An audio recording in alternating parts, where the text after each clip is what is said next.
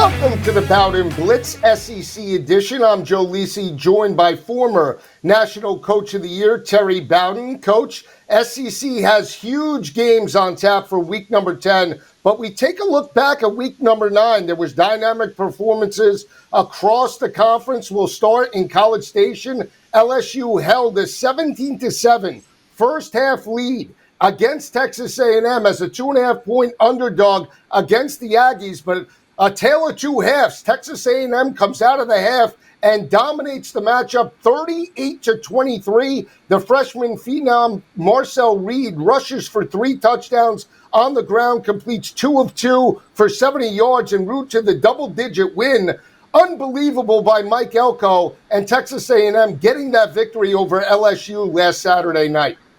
Yeah, it was a tale of 2 quarterbacks and 2 halves, because in the second half, Marcel Reed went in, and he is a runner, a fantastic, slick, fast, quick running quarterback. And he was 2 for 2 passing. But it was a tale of 2 quarterbacks because Connor Wigman was not having a good day, 6 for 18, not getting much done. LSU was dominating at that point of the game. But what happened when Reed came in, they began to run the football. He led them to 4 straight touchdowns.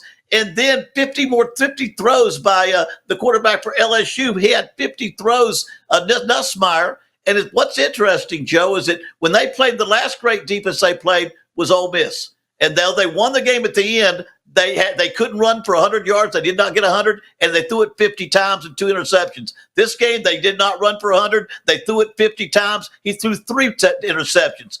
At LSU, they have a problem that they've tried to hide it, I think. They're not as good a running team against good defenses, and they have to throw it too much. And that's what happened in that ball game with them. And then they didn't have a plan for the backup quarterback. Now, he started 3 games. He's a completely different quarterback.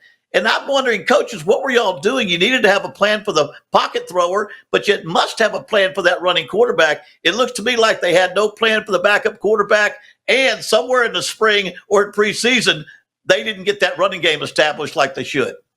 Yeah, it's a great point, Coach. I mean, they rushed for 1 yard per carry on 24 yards in the game. They were completely one-dimensional in the second half, long third downs. And entering that matchup, Garrett Nussmeier wasn't sacked all season long. That offensive line for LSU had protected him. But again, they got to him late in the fourth quarter, especially once they fell behind by double digits. They became completely one-dimensional, and the front seven of Texas A&M just pinned their ears back and got to him on multiple occasions. What I want to ask you, though, is you bring up Marcel Reed, right? Connor Wegman did only have 64 passing yards per game. Mike Elko, give him a lot of credit because we don't see a lot of coaches turn to the backup for a spark, right? He did that with Marcel Reed, and clearly, to your point, Blake Baker and that defense were not prepared for that. Is that something from a coaching perspective, even though Marcel Reed wasn't the starter? He was the starter when they played Arkansas on a neutral field and pulled out that win 21-17.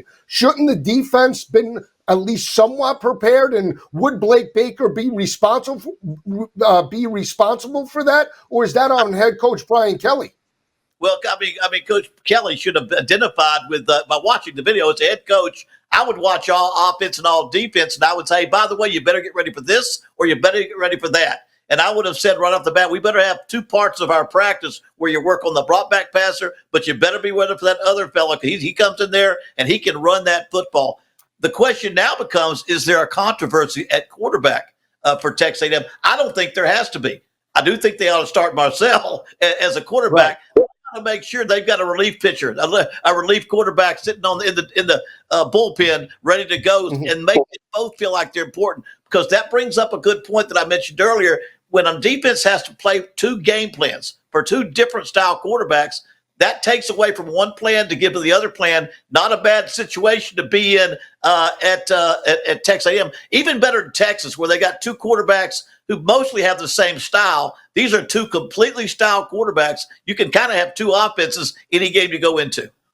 Yeah, absolutely. And the other factor for me that could be a weakness for LSU, even though it's a benefit, is Garrett Nussmeier. Because, again, in the game against Ole Miss, he only completes 47% of his passes, throws balls, I think sometimes forces balls into coverage against better defenses, more like a Brett Favre type of quarterback. You got to live with the high highs and the low lows. You never know what you're going to get. Now, he does typically bounce back from adversity, but this was an above average defense, right? It didn't look like Brian Kelly, for me, made halftime adjustments offensively either. But the bigger question is this: is LSU's season over, or can they rebound when they play Alabama next weekend, November 9th, and can they potentially still make the college football playoff?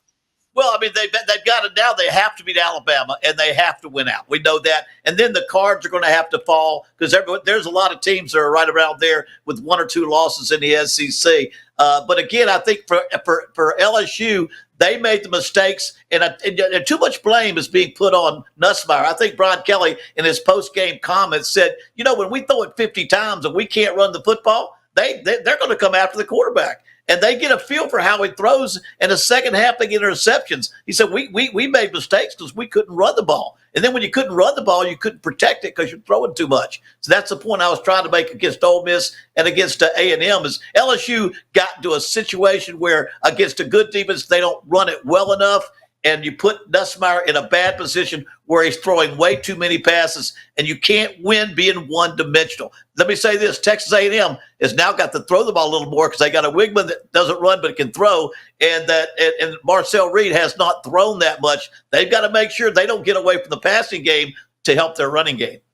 And we'll see how that plays out. They're 2.5-point road favorites in Williams-Brice against South Carolina coming out of a bye week. We'll break down that game a little bit later in the show. LSU enters this week on a bye before Alabama, so we'll see how it plays out in a couple of weeks. The other matchup is the Alabama Crimson Tide. They lost a couple of weeks ago, having a 7-0 halftime lead against Tennessee. They got outscored, allowed 24 points in the second half of that matchup. They went back home to face a Missouri team that had only lost one game heading into last week. They were banged up at the quarterback position. Brady Cook and Nate Noel didn't play a majority of those snaps.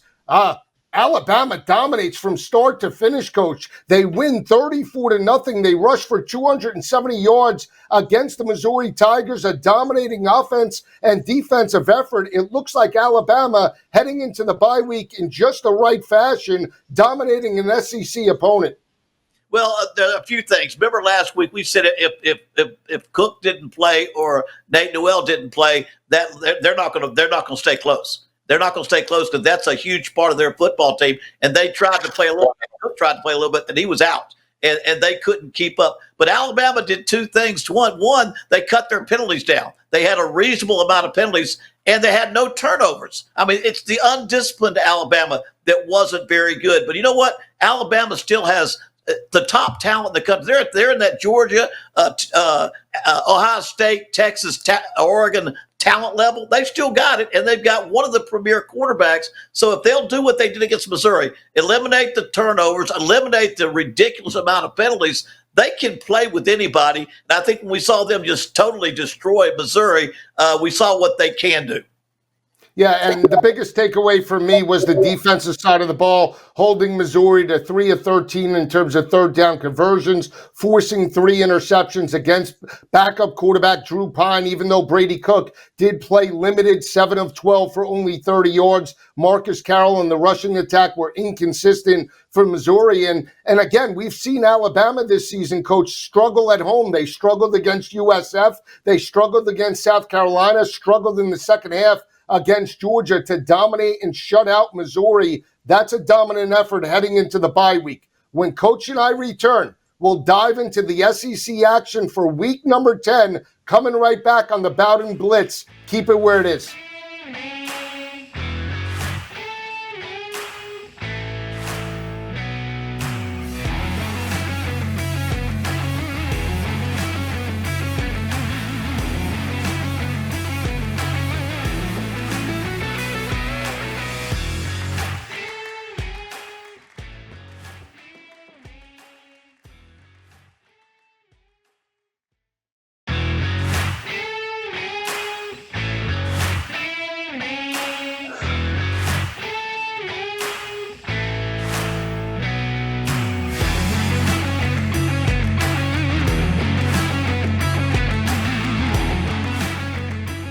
Back on the Bowden Blitz, Joe Lisi and Terry Bowden diving into week number 10 in the SEC. We'll start with a rivalry game, Georgia and Florida. Georgia opened up as a 17.5-point favorite in Jacksonville. We're starting to see 16.5s across the board. Georgia, from the series perspective, has won 3 straight by an average margin of victory in the series of 24 points per game. Picked up this win last year, Coach, 43-20, both teams coming out of a bye week. Georgia did get the dominating road win over Texas a couple of weeks ago, and we saw Florida get off the mat 48-20 over Kentucky. I got to believe Billy Napier and the Gators are playing with house money heading into this matchup, no? No, I think so. I think you're exactly right. No one expects them to be able to play with Georgia, and that number is awful high at 16.5 for them going into this game. But Lagway, the freshman quarterback, the true freshman who's going to get the nod this week, he's very inexperienced. And I got this feeling Georgia's going to be all over that. They're going to pressure him. They're going to try to get him to make mistakes and put them in a bad situation, because with his inexperience, he's thrown 5 touchdown passes and had 5 interceptions. And I think when those odds are going to get real big in the largest outdoor cocktail party in the world, there in Jacksonville where they play. But I think what they're going to do is the key is you got to put pressure on that young quarterback, and this will be the biggest game of his career. It will be. So with the week of preparation, Coach, with the bye week, how hard is it to implement a new type of scheme, or maybe something that Georgia hasn't seen up until this point? And I bring that up because we saw Jalen Milroe in Alabama give that Georgia defense a little bit of thought and weakness, right? They struggled against Jalen Milroe in the first half of that matchup before they made adjustments. Is it possible for Billy Napier to throw in an added wrinkle with Lagway's mobility heading into this ballgame? Well, I think the fact that Georgia knows what he can do, it's going to make it a little more difficult. But again, it's up to Georgia to make sure that gets done. But now that they're going with him all the way, and the starter had the ACL and not able to play at all, I think Georgia will have a chance. Now, let me say this. If I'm a team playing in a big game and I'm the underdog, and I know I'm not supposed to win, I don't have quite as good a team, I'm much more likely to put in a little few wrinkles in, do something different, run something that the other team won't see, take chances on defense. I think Florida is in a position where, one, they're the clear underdog, so they're the ones that got to change things. Georgia, on the other hand, they just want to play better the same way they've been playing, but just play at the top part of their let to play better this way at playing the same thing they always do. So I think what you got to see is a chance to see Florida put a few wrinkles in, but you can't change a lot that they don't already know about this quarterback. Yeah, and they're 4-3 right now, right, Florida? So that's important for them to become bowl eligible. Potentially might save Billy Napier's job if he can eke out 6 or 7 wins, especially when you look at the preseason win total at 5.5 and knowing how they started the year, a blowout home loss to Miami. At least if you show progression in the second half of the season, maybe Billy Napier will be in Gainesville in 2025. One factor that I do want to bring up, because I do think it's critical for Georgia's success, big picture. We saw Carson Beck, 175 yards a couple of weeks ago against Texas, no touchdowns, 3 interceptions. He's been a little bit turnover prone this year compared to last year. Does that concern you heading into this matchup and beyond for the Georgia offense? Well, it's not terrible, but it does concern me. He's got to get it across that they can lose an important ball game down the road if he has turnovers. He's had 8 already this year. He only had 6 for the entire season last year. So he's not having the game as far as not making bad throws. He's got to use good judgment. I've always said that the 2 things a quarterback has to have is poise and good judgment. It's poise under pressure and accuracy. He's got to show more poise, not throw those interceptions to help his team. He's got the team that if they don't make mistakes and turn the ball over, and if they don't give up big plays, they're going to beat Florida, and they're going to beat most everybody else on their schedule because they got a better football team. Yeah, it could be a breakout performance for Georgia running back Trevor Etienne. That was a member of the Florida Gators last year. Etienne coming off an 89-yard performance against Texas, multiple touchdowns on the ground. So we'll see how Georgia attacks that defense for Florida heading into this matchup. Let's look at the big matchup in Williams-Brice. We talked about Mike Elko and Texas A&M. They're on the road now as 2.5-point home favorites over South Carolina. Marcel Reed or Connor Wegman will get the start. Elko said it'll be a game-time decision. I sort of like South Carolina in this matchup, Coach. They're coming out of a bye week. They're playing with house money, and it's very difficult to win in Williams-Brice. I think I like the numbers too on that game, but I think Texas A&M is coming off a huge ball game. They've had a lot of mental. You get kind of worn out on the game like that, and they've got to come back and make sure they play their best football, because South Carolina is a pretty good dadgum football team. They play good football. They can beat anybody at home, and so Texas A&M has to make sure that they run the ball, throw it a little bit. They don't have the turnovers, and they don't give up the big plays, because they're going to be a chance. They're in the driver's seat. They've got a chance to have a very special season. And again, they finish the season up with Texas. It'll come a little later when they find things out. But they got to make sure that they go in there and play their football, don't turn the ball over, and give South Carolina a chance to beat them when they've got a better football team right now. And this South Carolina defense is giving up only 18 points per game. They're very solid in run support, allowing only 101 rushing yards to opposing offenses, only giving up 196 yards in terms of the secondary and back end, have forced 10 interceptions this year, and have only given up 6 passing touchdowns. So it's not going to be easy for either Wigman or Marcel Reed in this ballgame. No, and but this is the kind of game Texas A&M's made for. They also have a great defense, and they've got a very strong front four up there at the front of their defensive line, and they can run the ball. You won't maybe run for tons, but you'll run enough to mix the pass in and win. I think this is the kind of game that Texas A&M is built for, is made for, and they'll play well. South Carolina will give them an outstanding football game, but I do think Texas A&M walks away with a victory. And the last time South Carolina played, it was on the road in Norman. They get the dominating road win, 35-9 in that matchup. Coach likes Texas A&M. I like South Carolina in this matchup. We'll come back with more Bowden Blitz. Keep it where it is.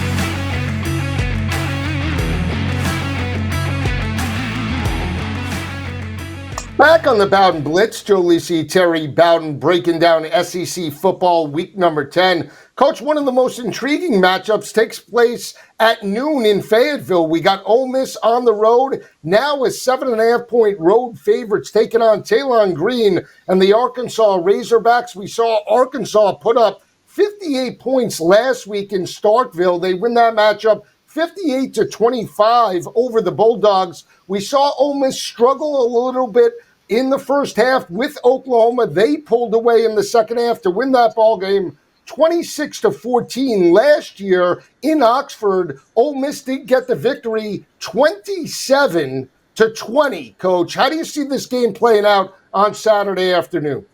Well, I'm not sure we'll see a whole lot more points, but I see the same team winning. Ole Miss, I think, is going to win. The thing is, Talon Green has done a great job. He's been kind of the spark of this Arkansas team. And Fayetteville's a tough place to play. Go ask Tennessee what happened when they went into Fayetteville. And I've coached there a couple of times. They've got a rowdy bunch of people. And this team has got a lot of confidence. But the key is that this is not your old Ole Miss football team. Back a few years ago, it was they could score, but they didn't play defense. Well, this team's the number one defensive rush team in the country. They're very physical, and they have the perfect defense, I think, to keep Arkansas in check. And really, Ole Miss, they got to win. They got to win out. They got to win out just to have a chance to be still in the conversation about the SEC with 2 losses already. And I'll say this, because of their talent level, I put them in that category of those teams that really could be, maybe should be undefeated, because they have enough talent to beat everybody on their schedule that they played so far. Yeah, to your point, they're only giving up 11 points per game, 76 rushing yards allowed against opposing offenses, only 2.1 yards per carry. They force teams into long, predictable third downs, playing very solid third down defense. So I agree with that assessment. The biggest thing, too, and takeaway from last week is that Trey Harris, their big play wide receiver, was a late scratch, did not play in the matchup. We saw Jackson Dart throw for 215 yards. Watkins, the other stellar wide receiver, stepped up, made enough plays. He had over 50 yards receiving in the ballgame. They just find ways to grind it out. And Jackson Dart, a dual-threat quarterback. They're going to need his mobility against that front seven in terms of Arkansas. But I'll say this about the Arkansas offense. Taylon Green accounted for 5 touchdowns last week. He did it on the ground with his legs. He did it through the air. This is an offense that is very balanced now heading into week number 10. And again, Sam Pittman is a coach, especially as an underdog, that always brings his lunch pail. They're always within the number. I like the Razorbacks plus the points in this matchup. I'm with you. I'm with you on that. I do definitely like the Razorback in the points. I see a game much more the score of Ole Miss's past game with Oklahoma. But again, I do think both teams have solid defenses. Ole Miss clearly a more talented defense. Dart, I think, is one of the top 5 quarterbacks in the country. He's got incredible quarterbacking skills. Trey Harris that's a tough guy. He's been out for a while, or inconsistent, or unhealthy for a while, and I do think that's one of the reasons they're not scoring as many points. But I think they're so strong on defense, and Dart always keeps them in the game that I don't see. I see them having just a little bit more offense than Arkansas has. Yeah, they had 34 sacks, Coach, too, from a defensive perspective. They got to Jackson Arnold in the last 5 minutes of the ballgame. They sacked him 6 times over the last 5 minutes. They have 34 total sacks on the season. And if Ole Miss does, in fact, start fast, averaging 39 points per game, they could force Taylon Green and that offense to match them score for score, just the way LSU did a couple of weeks ago. Well, if you think Ole Miss is going to score a lot of points, then I don't think Arkansas can be in the ballgame, because I don't see them scoring a lot of points. I think they've got to hope they do a great job in their secondary to keep the big plays, because Ole Miss loves to have the deep ball, the vertical play, the explosive play. And if they can eliminate those explosive plays, Arkansas is going to be in this game, especially with the spread. Ole Miss picks up this victory. Still like the college football playoff, or do you feel like they're out of it at this point?